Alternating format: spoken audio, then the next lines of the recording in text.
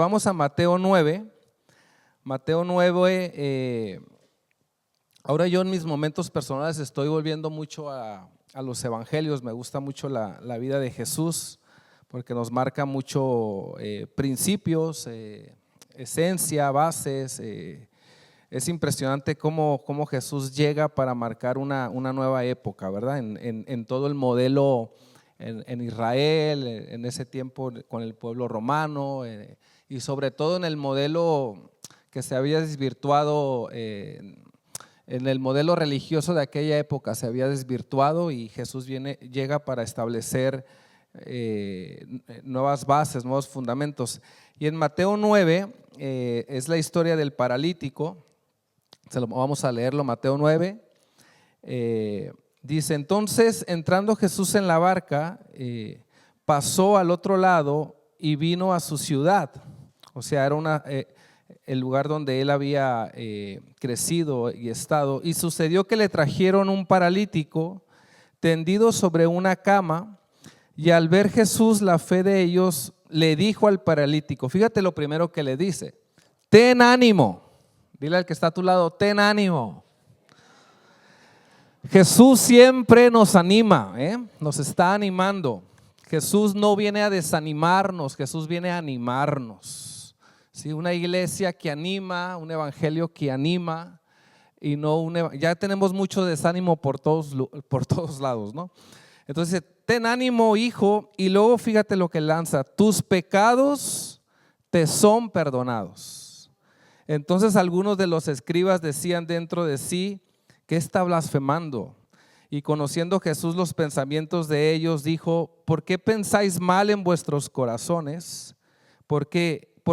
¿Qué es más fácil decir: los pecados te son perdonados, o decir: levántate y anda? Y me encanta esta respuesta de Jesús, como diciendo: para que vean a quién manda aquí, para que sepáis que el Hijo del Hombre tenéis potestad en la tierra para perdonar pecados, ¿sí?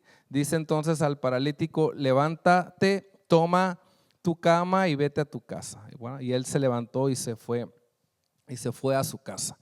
Jesús, el paralítico viene con una necesidad. Obviamente la Biblia no especifica cuántos años estaba sin poder caminar, pero supongamos que aún así ya es doloroso, sean 6 meses, 1 año, 5, 10, o haya nacido así, pasar una enfermedad de este tipo. De hecho, él fue animado y fue llevado, ¿verdad?, por sus amigos para poder acercarse a Jesús. Y lo primero que Jesús le responde, intenta animar su vida, su corazón, su alma, y le dice: ten ánimo. Ahora, no le dice inmediatamente sé sano, sino Jesús siempre se va a la raíz, ¿verdad? Primero le dice: tus pecados te son perdonados. Vamos a quedarnos con eso, ¿vale? Vamos a quedarnos con eso, luego vamos a volver ahí. Entonces, la palabra ánimo viene de ánima, de alma, ¿sí?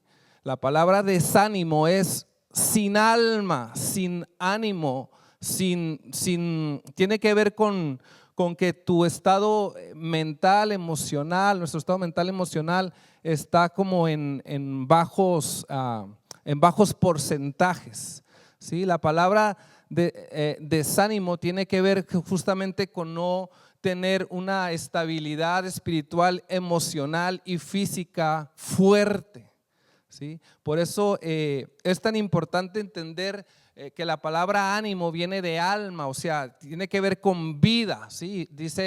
Dijo Dios en Génesis: y fue el hombre un alma viviente, o sea, fue un ánima, ¿no? No sé, la palabra ánimo viene de ánima. Después de ahí se derivan otras cosas como la psiquis, la psicología y las emociones. Entonces Dios, cuando con Adán le imparte obviamente un soplo de ánima, de alma, de ánimo, pero no es un ánimo que ahorita lo vamos a ver solo como cuando nos animamos nosotros los colegas: venga tío, vamos para adelante, ánimo macho, tú puedes. No, tiene que ver con vitalidad, tiene que ver con vida, tiene que ver con una esencia, ¿no? Por eso cuando el desánimo se instala en nuestros corazones, escúchame bien, es una pérdida de vida. Es una pérdida no solo es una ilusión como que no me dieron el regalo que yo quería o la ilusión de no haber conseguido un trabajo laboral, no, tiene que ver con un estado de vida interna, ¿no? Espiritual, emocional. Por eso el enemigo intenta continuamente desanimarnos, o sea, arrancar la vida, arrancar el llamado, arrancar de nosotros, desinstalar la vitalidad, la fuerza, para que no avancemos o para que nos estanquemos, ¿sí? Entonces, cuando Jesús le está diciendo al paralítico, ten ánimo, no solo le está diciendo, vamos macho, vamos chaval, imagínate su situación, ¿verdad? Está paralítico. Yo no sé si cuando nosotros a veces con un esguince de tobillo o un esguince de algún dolor, ¿verdad? Ya sentimos bastante dolor. Ahora imagínate alguien en una situación de no caminar, pues yo no quiero ni pensarlo ni vivirlo, o sea, es terrible. Yo recuerdo conocer a una mujer que su marido se accidentó en un trabajo laboral y él quedó en silla de ruedas y era terrible su vida. Sí, el hombre ya murió, pero era terrible su vida y ella siendo la esposa era angustiosa cómo llevarlo, cómo tratarlo, sus estados emocionales, cómo muchas veces el hombre pues en su dolor y en su vivencia se transformaba en enojo, en gritos, en ira. Ha de ser pues insoportable, ¿sí? Insoportable. Y Jesús lo primero que viene a decirle al paralítico, viene a recobrarle no solo su estado de ánimo, su estado de su espíritu, que lo va a llevar a un estado de ánimo. Comienza él en un proceso. Dios me encanta porque es un Dios de procesos, ¿verdad? Y lo comienza en un proceso y le inyecta vida, ten vitalidad, recobra tu espíritu, recobra tu esencia, recobra quién eres, quién yo creé. No sé si me explico, ¿sí? Por eso tenemos que luchar continuamente luchamos continuamente con el desánimo, pero porque Dios quiere instalar esa vida, ¿sí? Los desánimos, pues todos sabemos que son normales, son comunes, inclusive son hasta necesarios en la vida vivirlos, porque tener esos estados bajos nos hace comprender y nos hace vivir y experimentar justamente lo que es estar en esos valles o en esos estados de debilidad para poder luego también comprender a quienes están en esos estados o quien vive esos estados, ¿no? Porque si no lo experimentamos muchas veces no podemos ayudar a quien vive así, y nos hace ver que no somos muchas veces tan fuertes como creemos, tan fuertes como pensamos. Nos hace conocer la fragilidad del espíritu, la fragilidad del alma, la fragilidad del cuerpo, porque el desánimo llega y abarca todo, ¿verdad? Y nos hace precisamente darnos cuenta que necesitamos a Jesús, que necesitamos a Dios, que necesitamos continuamente que Él nos inyecte su ánimo, nos inyecte su vitalidad, nos inyecte su fuerza, ¿no? Cuando yo llegué a España hace 23, 24 años, pues como todo jovencito de 22 años,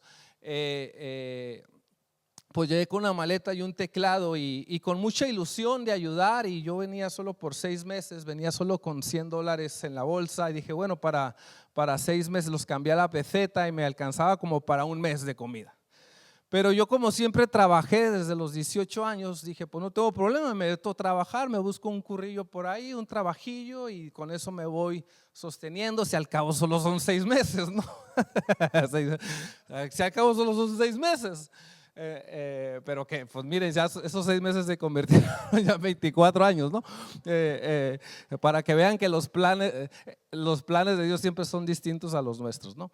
Pero y bueno, vivía ahí en el local de la iglesia. Bueno, no era ni iglesia, era un localcito, viví luego en una frutería y todo. Pero bueno, cuando yo salí de México, pues mi iglesia me envió, mi pastor, y yo venía con mucha ilusión y ellos me hicieron algunas promesas de que me iban a mandar alguna ofrenda de vez en cuando. Gente se me acercó, yo cada mes te voy a mandar algo, tranquilo, para que tengas. Mis padres, todo mundo me animó a la distancia. ¿Sí? Y yo les creí, o sea, se hizo una expectativa en mí, ¿no? Porque cuando alguien te anima, te da una promesa o algo, pues tú creas una expectativa. Y dije, bueno, por lo menos no voy a pasar hambre estos 6 meses, ¿no? Te estoy hablando en el 2001, no había todavía tanto latino en España y mucho menos allá en el sur. Yo llegué a la pura punta, allá en el sur, en Cádiz, solo había gente de Marruecos y realmente había muy poco latino, que la gente me miraba a mí y me miraban como un bicho raro, ¿sabes? Ahora ya es más común. Sigo siendo un raro, pero ya no soy tan bicho, o sea, entonces me miraban muy raro y claro, al mes se me terminaron los $100. Y esas expectativas que yo tenía y esas promesas nunca llegaron.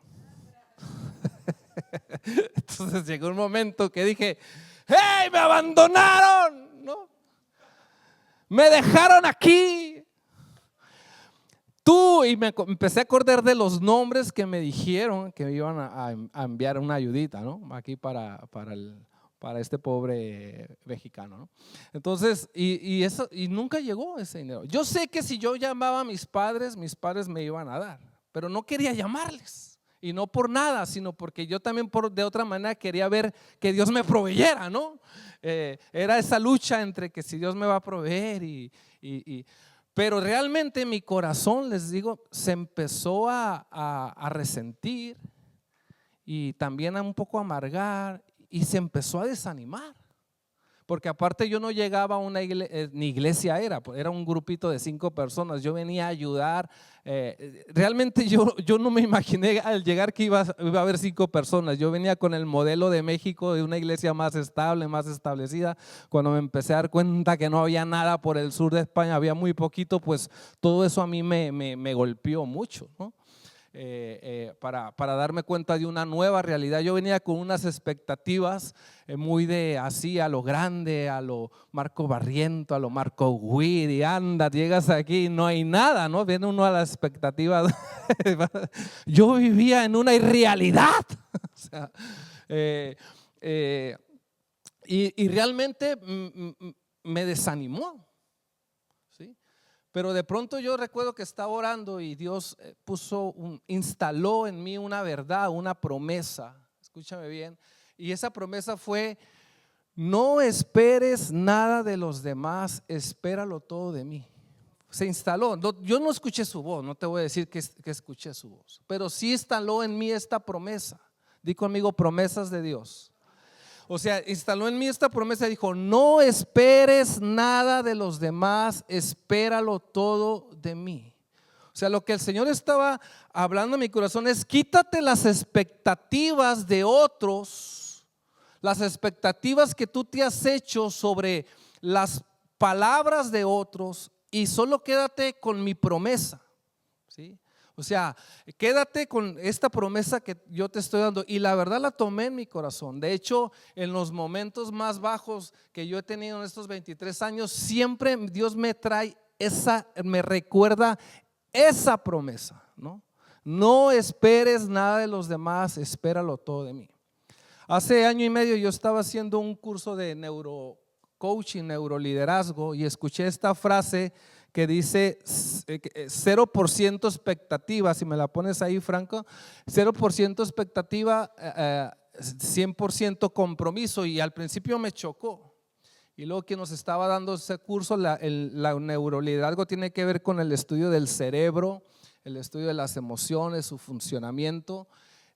A mí siempre me ha gustado todo el tema de aspectos de consejería, de psicología, y como yo estaba viviendo una racha complicada en mis emociones, quería aprender más, quería saber más sobre este tema, y me puse a estudiar y me puse a aprender un poco para pues para conocerme más lo que estaba viviendo y pensando siempre en el futuro, que a través de esto yo podría luego ayudar a otros. Sí. Y él, lo que quería decir que nos estaba dando este curso justamente es que a veces uno vive siempre esperando cosas de otros, o otros también instalan expectativas en nosotros, esperando un cierto nivel y unas ciertas cosas de nosotros que a veces no se las podemos dar. Porque somos seres limitados. A veces uno pone expectativas en los hijos, expectativas laborales, expectativas en la iglesia, ¿verdad? Y a veces esas cosas no suceden. Pero si tú y yo basamos nuestra vida en la expectativa, pues nos vamos a acabar desanimados, decepcionados, desilusionados, porque muchas veces la realidad no es así y no se cumplen. Pero sin embargo, yo tengo un compromiso continuo y permanente de que aunque tú no me ames, yo te voy a amar; aunque tú no me sirvas, yo te voy a servir; aunque los demás me traten mal, yo les voy a tratar bien. Hago un compromiso con Dios y conmigo mismo de que no voy a fundamentar mi vida en una expectativa. No sé si me estoy explicando. Sino voy a fundamentar mi vida en una base, en un principio, y obviamente en la palabra de Dios. Así que si tú me tratas mal y yo pues me gustaría tratarte mal, pero yo no te voy a tratar así, yo te voy a tratar bien. Porque si tú no cumples mi expectativa, yo voy a seguirte tratando bien. Porque no es un compromiso contigo, es un compromiso con Dios y es un compromiso conmigo. ¿Me estoy explicando? Y me voló la cabeza. De hecho, le dije, dame un versículo para que me lo demuestres, ¿no? Porque siempre estamos pidiendo, ¿no? Versículos, ¿no? Dame un artículo de la Constitución para saber, ¿verdad? ¿Dónde está, no? Pero realmente es así. Por eso Jesús podía servir a su prójimo con tanta libertad, porque no estaba esperando que en los demás una expectativa hacia él. Él simplemente se dedicó a amar y se dedicó a servir, ¿sí? Entonces muchas veces nuestra expectativa, queridos, lucha con la realidad, porque a veces también nosotros vivimos en expectativas demasiado altas, ¿sí? A veces demasiado bajas. No es fácil tener un punto medio. A veces digo, bueno, ¿cuál sería el punto medio? Pues no lo sé. Yo entiendo que la expectativa es buena tenerla, pero fíjate, vamos a ver la diferencia entre expectativa y fe, que es lo que yo quiero dejarte esta mañana. La expectativa es simple y sencillamente una emoción y una ilusión momentánea sobre un proyecto o sobre un deseo a realizar. Expectativa es una ilusión. Bueno, que se me bajó aquí está. Es una ilusión, un estado de ánimo, un interés por un evento o una situación que tú quieres lograr, ¿sí? La expectativa tiene que ver con algo muy humano y está bien tener expectativa, pero para yo vivir una vida y salir del desánimo no es suficiente. Yo necesito instalar en mí un principio de fe y de promesa de Dios, porque la diferencia entre la expectativa y la fe es que la fe no es una ilusión humana pasajera, no es un deseo humano. La fe es la garantía. Escúchame bien, di conmigo garantía. Fe es la garantía de que va a suceder lo que Dios ha dicho que va a suceder, ¿sí? Y la garantía es distinto, porque cuando tú compras un coche o algo electrónico, te dan una garantía, ¿no? Algunas tienen 1 año, otras tienen 2, otros tienen 3, dependiendo el tipo de cosa que tú compres, de producto que tú compres. Y si es una garantía de 1 año, tú sabes que si te falla, hay un problema o lo que sea, tú tienes la garantía de un año de que o te lo van a reparar o te van a dar otro o te van a regresar el dinero. Es una garantía, no es una expectativa, es una garantía, no es una ilusión, ¿sí? Entonces, cuando mi vida no está instalada en la fe y en las promesas de Dios, fácilmente vamos a caer en desánimos, en berrinches, ay, es que Dios no me dio el trabajo que yo quería. No, es que no me subieron el sueldo como yo esperaba. A veces, si somos un poquito críticos con nosotros mismos, estamos fundamentados solamente en muchos deseos materiales y en muchos deseos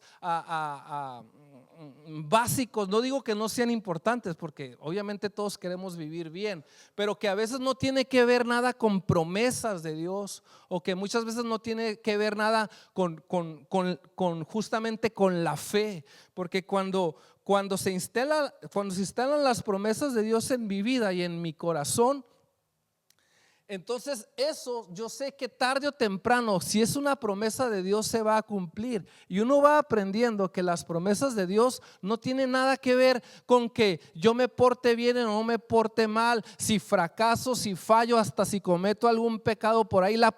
Porque la promesa de Dios tiene que ver con Él. Es verdad que a veces se puede retardar, se puede parar. Dios le da una promesa a Abraham y le dice, ¿verdad?, que a través de su hijo pues va a ser benditas todas las familias de la tierra. Va a comenzar en él y en su descendencia toda una bendición, no solo para Israel, una bendición universal, una bendición mundial para todas las generaciones. Esa bendición pues también te alcanza a ti, me alcanza a mí, ¿sí? Y él la cree, la recibe. Pero Abraham ya tenía 75 años, ya estaba mayorcito, y Sara también, ¿verdad? Y yo creo que pues ellos como pareja normal lo habrán intentado, y ñañita de ñañita. Entonces Abraham se adelanta y dice, bueno, pues es que si no se cumple, pues yo tengo que hacer algo para que se cumpla, ¿no? Y pues fue y se buscó a Agar, gracias, ¿verdad? Y tuvo relaciones con ella, y de ella nació Ismael. Pero Ismael no era el hijo de la promesa. Todos sabemos la historia. Él, en su expectativa o en su deseo, quiso un poco como ayudar y adelantar la promesa de Dios, ¿verdad? Y al final le salió mal. Ahora, ¿la promesa con Abraham se canceló? No, seguía vigente. Dios le retiró a Abraham la promesa, tampoco se la retiró, porque no era una promesa por las buenas acciones de Abraham, era una promesa porque Dios quiso escogerlo y elegirlo para hacer a través de él todo un proceso de bendición. No sé si me estoy explicando. Y eso es muy importante entenderlo, porque eso anima el corazón, anima el espíritu. Y bueno, todos sabemos que hubo consecuencias de esa mala decisión después, más adelante, pero la promesa siguió vigente, siguió activa, siguió ahí. Y Abraham tuvo que aprender a esperar, tuvo que aprender a ser paciente, tuvo que aprender a ser procesado en su promesa. Y 25 años después, 23, 24, 25, no sé exactamente, ¿verdad? Pues viene Isaac. Esa promesa se hace realidad, ¿sí? Y de hecho Romanos dice que Abraham sabía fortalecerse y se fortalecía continuamente, esperanza contra esperanza, en la promesa que había recibido. Cuando tú y yo tenemos claro las promesas de Dios en nuestra vida, queridos, vamos a poder continuamente animarnos. Dios me dio una promesa, Dios me dijo esto, Dios un día me dio, hay promesas en su palabra. A lo mejor tú no lo estás viendo ahora porque vivimos en una sociedad tan acelerada, tan rápida, que queremos todo ya, y que si las cosas no se cumplen ya, ¿verdad? Nos entristecemos, hacemos papeletas, hacemos berrinches, pensamos que Dios ya nos quiere, Dios no nos ama, porque olvidamos que esto es una carrera de fe. Di conmigo, carrera de fe. Es una carrera de fe. Esto no es una carrera de posición. No es una carrera de titulitos. Esto es una carrera de fe. Y a veces, tristemente, estamos buscando más a veces como la fama y el reconocimiento, y a veces una posición en el trabajo, en la iglesia. Esto no es una carrera de posiciones, queridos, es una carrera de fe, o sea, es una carrera a largo plazo, es una trayectoria de vida. ¿Sí? Por eso dice Pablo que corramos con paciencia, ¿verdad? Y yo sé que esto es difícil, no es tan fácil muchas veces, pero tú tienes que saber que esto es una carrera de fe. Una carrera de fe, donde hay promesas y hay procesos para esas promesas. Pero si yo no entiendo que mis promesas muchas veces puede estar en un proceso, me voy a desanimar continuamente. Mi madre oraba y oraba por mi padre, le evangelizaba a mi padre por 30 años y se desesperaba. Y muchas veces decía, ya Dios sálvalo, y otras veces ella quería salvarlo, ¿verdad?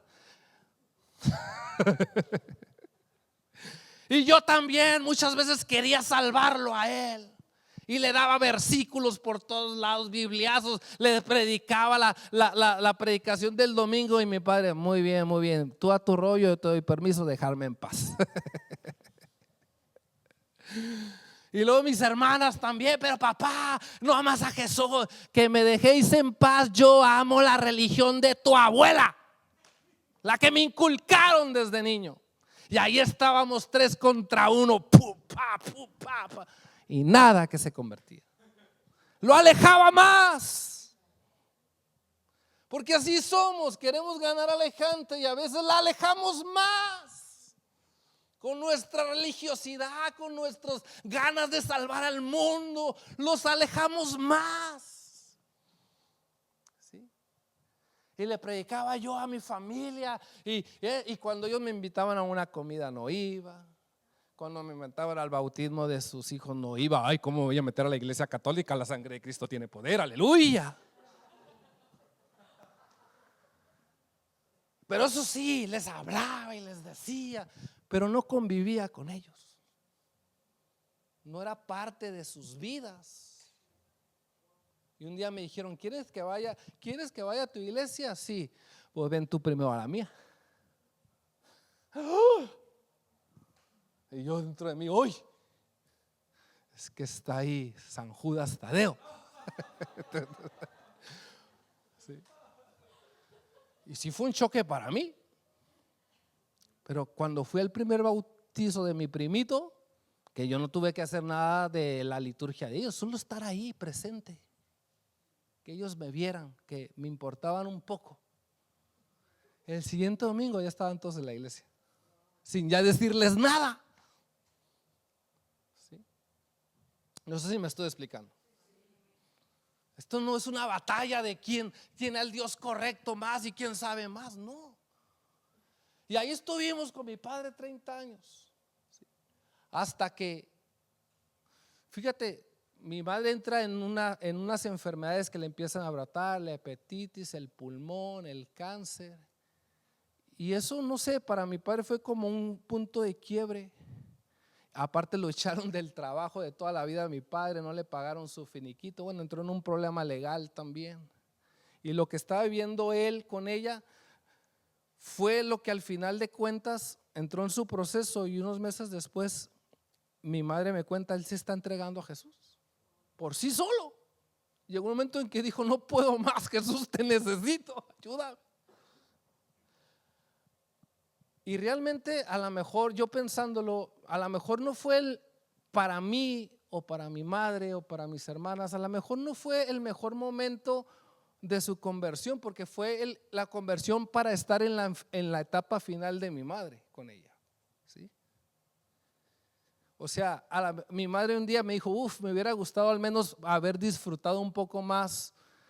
Mi madre sabía que se iba, y me hubiera gustado por lo menos haber disfrutado más como con tu padre, ¿no?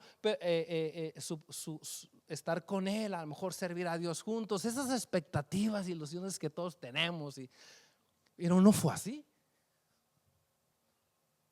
Ahora, ¿la promesa de mi padre se cumplió? Sí. ¿Fue salvo? Sí. ¿Entregó su vida a Jesús? Sí. Pero a lo mejor no fue como uno hubiera querido, pero al final se entregó al Señor. Mi madre muere unos meses después, ¿sí? Ni siquiera yo he podido disfrutar del proceso de mi padre completo porque yo estoy acá, ¿sí? Pero sin embargo allá él viviendo ese proceso. Inclusive a veces las promesas, y con esto quiero ir cerrando, queridos, no siempre, aunque se cumplan, no siempre son totalmente como a veces uno tiene la expectativa de que sea. La expectativa de la empresa, la expectativa de la familia, la expectativa de la iglesia, la expectativa del ministerio. Pero eso también es bueno porque nos hace ver de que al final es conforme a lo que Dios quiere, a lo que Dios permite, a lo que Dios hace. ¿Sí? Y se me fue el tiempo, madre mía. ¿Cómo reconstruyo rápido mi ánimo? Y en la segunda parte lo voy a terminar. Número uno, ¿cómo construyo ese ánimo, esa vida, esa vitalidad? Número uno, recuerda las promesas de Dios. Recuerda las promesas de Dios a tu vida. Hay promesas que se van a cumplir rápido, pero hay otras promesas que van a tardar. Tú podrás entender que hay promesas a largo plazo. ¿Sí? La expectativa no aguanta la promesa a largo plazo. La expectativa se desanima rápido porque no ve la promesa cumplida. ¿Sí?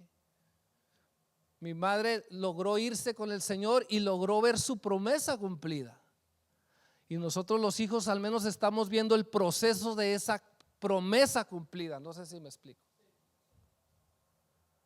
¿Sí? Número dos, recuerda que cómo recupero mi ánimo. Eres un proceso continuo, querido. No somos un producto terminado. Estamos siendo cambiados, estamos siendo transformados, estamos siendo renovados, estamos evolucionando en las cosas de Dios. Yo sé que yo no soy el mismo de hace 5 años, ni el de hace 10, porque las mismas etapas de la vida te van cambiando, los mismos golpes de la vida también te van cambiando, las mismas circunstancias que tú vas viviendo te van amoldando, te van cambiando. Tú eres un proceso de Dios continuo, no ha terminado contigo. Por eso es una tontería caer en un concepto religioso de juzgar a otros o hablar mal de otros como si tú ya fueras un proceso terminado. Como si tú ya fueras un Judas Tadeo. Es una tontería caer en esos juicios y en esas críticas hacia otros, porque tú tampoco eres un proceso terminado. Porque si me voy a vivir contigo, también voy a ver todos tus puntos negros, los que hablaba Marta el otro día, ¿verdad? Y si trabajo contigo, tú vas a ver mis puntos negros. Porque todavía estamos en procesos de transformación, de moldeaje. Qué bonito es decir, yo quiero ser como Jesús. Ay, yo ya no oro eso, es que es tan difícil. Quiero serlo, pero estoy en un proceso. ¿Sí? Somos procesos continuos. 3, si puedes subir, Josu, para orar. Justamente cuando estamos en esos procesos, tienes que recordar, y tengo que recordar, que el gozo de Dios es mi fuerza. O sea, el gozo de Dios es mi ánimo. Una de las cosas que personalmente no quiero perder e intento no perder es mi gozo, es mi alegría. Sé que alegría no es igual a gozo, pero gozo tiene derivados. Alegría es un derivado. La risa es un derivado del gozo. ¿Sí? Bromas sanas es un derivado de gozo. Reírse. El gozo es un estado de paz, ¿verdad? De un paz, confianza y alegría permanente en medio de la adversidad. Eso es gozo. Y que cuando yo sé que estoy en una adversidad, en un momento oscuro, en una dificultad, puedo vivir en ese gozo. Puedo volver al gozo. ¿Sí? Y 4, recuerda todo lo que Dios te ha perdonado. Me ha perdonado. A veces no somos conscientes del perdón de Dios. Pensamos que el perdón, minimizamos el perdón de Dios. Dios me perdonó una mentirijilla. No, no te perdonó, no me perdonó una mentirijilla. Éramos oscuridad pura y dura, dice la Biblia. Éramos las tinieblas, no vivíamos en tinieblas, éramos tinieblas. Y nos sacó del mundo de la tiniebla, ¿verdad?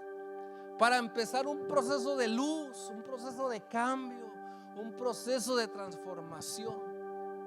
Por eso Jesús va con el paralítico y le dice: hijo, tus pecados te son perdonados. Pero si yo vine por la sanidad. No, tus pecados te son perdonados. Ten ánimo, tus pecados te son perdonados. O sea, vino una liberación a su vida cuando sus pecados fueron perdonados. Y la segunda etapa fue la sanidad y fue el milagro. Jesús no se fue a la etapa de sanidad y milagro. Puede hacerlo. Dios sana a mucha gente que luego no es salva. Pero Él se fue a lo que ese hombre necesitaba en ese momento. Era que sus pecados fueran perdonados. ¿Me estoy explicando? Porque cuando nuestros pecados son perdonados por Dios, ¿sí?, nuestro espíritu recobra un ánimo. Y no te hablo solo, no lo tomemos a la ligera. No te hablo solo de Señor, perdona mis pecados y ya está. No. Cuando uno realmente es consciente que necesita perdón de Dios en áreas de su corazón, en áreas de su vida, en áreas de sus acciones. Y cuán importante es tener siempre esos amigos que te animan y que te motivan cuando tú estás en esos tiempos de dificultad. Ayer fui a llevar, vamos a ponernos de pie. Ayer fui a llevar a Anun de su cumpleaños. Él es fan del Atleti. Lo hicimos socio y oye, que me voy a hacer fan yo del Atleti también, Nos costó el 50% eso, hacerlo fan. Y lo llevé porque es fan del Atleti.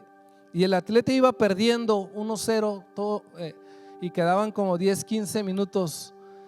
Y escúchame bien esa afición. Dicen que es la mejor afición de toda España. No dejaba de apoyarlas mientras iban perdiendo. No dejaban de darles ánimo mientras estaban aparentemente siendo derrotados. Mire, quieren que veamos este video, es de móvil, ¿vale? Súbele, por favor.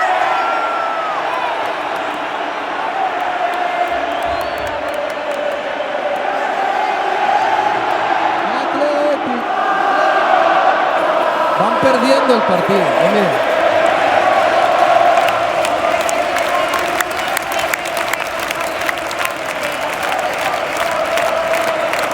Y van perdiendo, Ya córtalo, por fin. No, si esto fuera en el mundo evangélico. ¡Pecador! Bueno para nada. Ya sabía yo. Eso te pasa por lo que haces, por lo que hiciste. Tenía razón tu abuela, tu madre, tu tío. No sirves para nada, eres un inútil, bueno para nada. No, qué ánimos, ¿no? Para mí fue una lección. Oye, esta gente va perdiendo. Es más, está jugando mal el partido. Y ahí está la afición. ¡Ánimo! ¡Vamos a Atleti! ¡Tú puedes! No sé si me estoy explicando. La iglesia es un lugar de ánimo. Tus amigos, cógete amigos que te animen, ¿sí? Porque hay momentos en la vida donde tú y yo vamos a necesitar de ese ánimo. Siempre que hablo con mi padre, Me encanta hablar con él, no hablo continuamente, de vez en cuando hablo con él. Siempre termina diciéndome: ánimo, hijo, Dios está contigo, te bendigo, hijo, ánimo, hijo, tú puedes como padre. Y yo, ay, dame consejos, ¿no? Tú puedes como hijo, Dios está contigo. Y yo termino siempre con él llorando,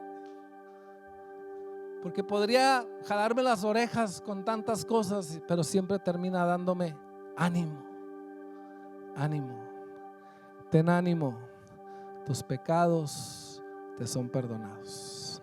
Señor, esta mañana levanta tus manos ahí donde estás, trae el ánimo de tu espíritu.